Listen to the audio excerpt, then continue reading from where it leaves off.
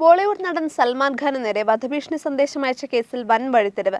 സൽമാൻ ഖാന്റെ ചിത്രത്തിലെ ഗാനരചയിതാവാണ് ബിഷ്ണോയ് സംഘത്തിൽ നിന്ന് എന്ന വ്യാജേന താരത്തിനെതിരെ വധഭീഷണി മുഴക്കിയതിന് അറസ്റ്റിലായത്. 24-കാരനായ സൊഹേൽ പാഷ കർണാടകയിലെ റായ്ചൂരിൽ നിന്നാണ് അറസ്റ്റിലായത്.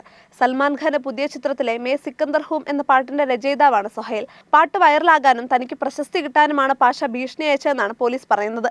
നവംബർ 7-നാണ് മുംബൈ പോലീസിന്റെ വാട്സ്ആപ്പ് ഹെൽപ്പ് ലൈനിൽ ഭീഷണി സന്ദേശം ലഭിച്ചത്.